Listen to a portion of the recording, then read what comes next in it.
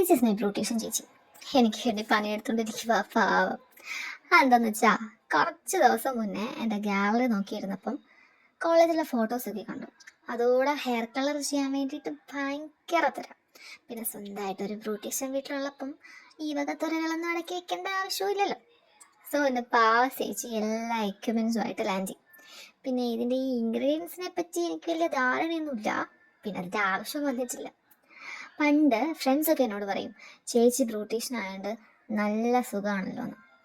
അതെ, നല്ല സുഖമാണ്.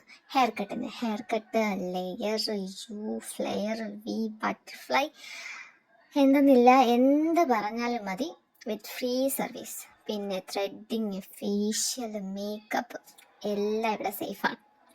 പിന്നെ ഇതൊന്നും ചുമ്മാതെയൊന്നും അല്ല. പണ്ടാക്കൊച്ചിന് വേണ്ടി മുടി വെട്ടി പഠിക്കാൻ വേണ്ടിയിട്ട് ഞാൻ എൻ്റെ മുടി ദാനം ചെയ്തിരുന്നു. അതിൻ്റെ കട ഇപ്പോഴും വീട്ടിൽ നിന്നൊക്കെ ഉള്ളു. അപ്പോൾ ഈ കളറിങ്ങൊക്കെ ചേച്ചിക്ക് വെറും ജുജൂബിയാണ്. പിന്നെ ഇപ്പോഴാണ് ഇങ്ങനെ. പണ്ട് ചെറിയ ചെറിയ രീതിയിലുള്ള സർവീസൊക്കെ തരുമായിരുന്നെങ്കിലും അധികമൊന്നും ഉണ്ടായിരുന്നില്ല. അധികവും അടിയായിരുന്നു. അടിയെന്നൊക്കെ പറഞ്ഞാൽ വന്നടി, കണ്ണിന് നേരെ ഞങ്ങൾ നോക്കി അടിയാണ്. ആ കൊച്ചിനോട് പറയും, എന്താ കളഞ്ഞാൽ പോലും ഒരു സാധനം നിനക്ക് തരത്തില്ല, അമ്മാതിരി അടിയാണ്. ഇതെപ്പോഴാണ് നിന്നതെന്ന് വെച്ചാൽ ആ കൊച്ചിൻ്റെ കല്യാണത്തിന് ശേഷം. കല്യാണം കഴിഞ്ഞ് പിറ്റേ ദിവസം തൊട്ട് ഞങ്ങൾ തമ്മിൽ ഭയങ്കര ലബ്ബാണ്.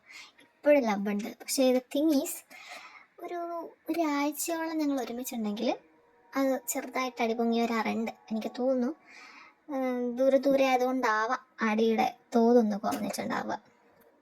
അങ്ങനെ കുറേയൊന്നും അടിക്കുന്നില്ല, കുറച്ചേ അടിക്കുന്നുള്ളൂ അവിടെ ഇവിടെ ആയിട്ട്. പിന്നെ ഹെയർ വാഷ് വീഡിയോ ഒന്നും എനിക്ക് എടുക്കാൻ പറ്റില്ല.